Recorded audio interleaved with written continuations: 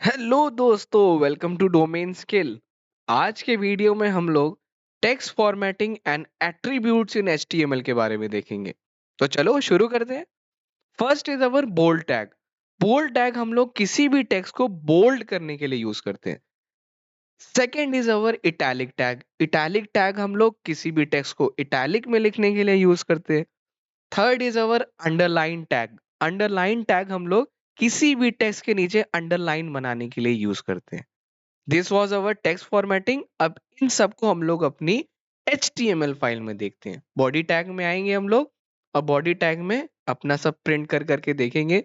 और एक और चीज ये है कि हम लोग अपने टैग्स के लिए बोल्ड टैग के लिए बी यूज करते हैं। आई वो आपने स्टार्टिंग में ही देख लिया होगा। ये देखो गाइस, क्रोम ब्राउजर पे आने के बाद हमको दिख रहा होगा कि जो टेक्स्ट बोल्ड में है, टैलिक में है और जो टेक्स्ट अंडरलाइन है वो किस तरह शो होता है। Very good. अब हम लोग आएंगे अपनी वापस टेक्स्ट फाइल में। अब हम लोग देखेंगे एट्रीब्यूट्स। एट्रीब्यूट्स, पहली बात तो हमारी HTML स्ट्रक्चर में एक एक्स्ट्रा फंक्शनैलिटी ऐड करते हैं और ये भी दो तरीके के होते हैं, एक ग्लोबल एट्रीब्यूट्स, एक स्पेसिफिक। तो पहले हम लोग ग्लोबल वाले की बात कर लेते हैं। ग्लोबल एट्रीब्यूट में पहले आता है हमारा आईडी एट्रीब्यूट। आईडी एट्रीब्यूट किसी भी आइडेंटिफायर या किसी भी एलिमेंट के लिए यूनिकनेस ऐड करने में हेल्प करता है, ठीक है।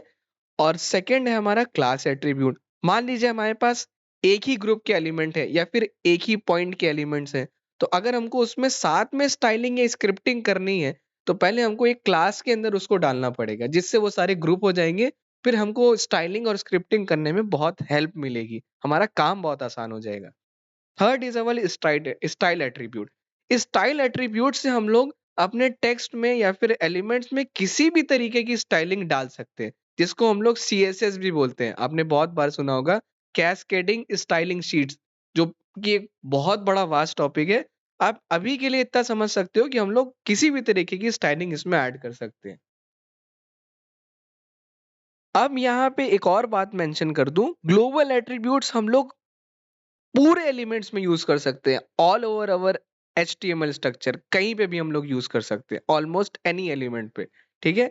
अब इसको हम लोग देखेंगे अपनी HTML फाइल के ऊपर, ताकि हमारी क्लियरिटी और अच्छी हो जाए।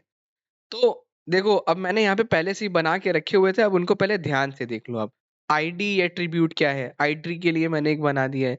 दूसरा, मैंने ये दो टेक्स्ट लिखे हैं यहाँ पे, डोमेन स्किल और सब्सक्राइब टू अवर चैनल पे, और इसको मैंने क्लास हाईलाइट के अंदर मेंशन कर दिया है। और लास्ट में मैंने दिस टेक्स्ट इज ब्लू, इसकी स्टाइलिंग कर दी है।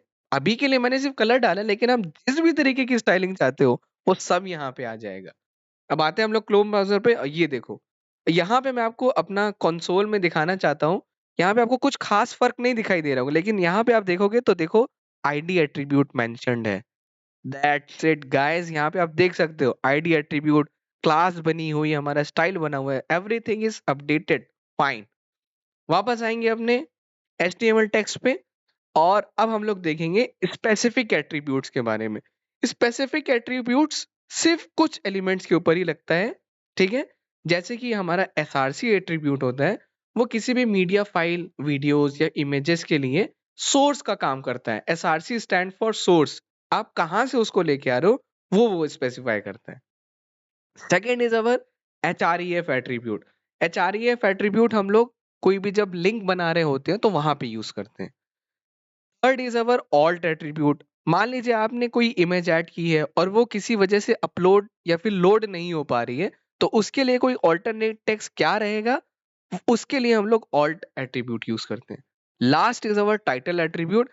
मान लीजिए आपने कोई बटन बनाया है और उसमें कुछ शो होना है या फिर कुछ दिखाना है, जब उस पे हम लोग होवर करेंगे, अपना माउस कर्सर ले जाएंगे, तो उसके लिए हम लोग टाइटल एट्रीब्यूट। इन सब के बारे में आप HTML फाइल में काफी क्लियरली जान जाओगे। यहाँ पे मैंने हर चीजें पहले से ही बना के रखी है, ताकि आपका ज्यादा टाइम ना कंज्यूम हो पाए, ठीक है। हमने एक इमेज वाला बना लिया है, हमने एक लिंक टैग बना लिया है। ओके, अब इसको हम लोग अपने क्रोम ब्राउजर पे देखते हैं। ये देखो, ये हमें दिख रहा हुआ है कि हमने एक इमेज बनाई हुई है, और यहाँ पे ये देखो, इमेजेस इमेजेस का फोल्डर बना है, और इमेज में कहाँ से लेके आए वो सोर्स भी मैंने दिखाया है। और इन केस अगर वीडियो, अरे आपकी इमेज नहीं आती है, तो उसके ऑल्टरनेट पे अ ब्यूटीफुल सीनरी, ये टेक्स्ट दिखाई देगा। Fine fine, very good. अब हम लोग एचआरईएफ को देखते हैं, देखो मैंने यहाँ पे लिंक दे दिया है और यहाँ पे टाइटल भी है, होवर ओवर में, ये देखो यहाँ पे हमको दिख रहा है हर चीज। बहुत सही। ये देखो, जब मैंने होवर ओवर मी डाला है तो आप देख रहे हो ब्लैक बॉक्स में हमको गो टू एग्जाम्पल दिख रहा होगा। ये चीज बहुत इंपॉर्टेंट, ये टाइटल एट्रीब्यूट का काम होता है, जो कि हमने लिखा हुआ है गो टू एग्जाम्पल। अब देखो मैं इसको अगर चेंज कर दूं तो भी वही चीज वहां पे शो होगी। ये देखो, गो टू डोमेन स्किल। बहुत बढ़िया। तो guys, that's it for today. Hope आपको वीडियो पसंद आई होगी। Thanks for watching. और अगर आपको हमारा कंटेंट पसंद आता है तो सब्सक्राइब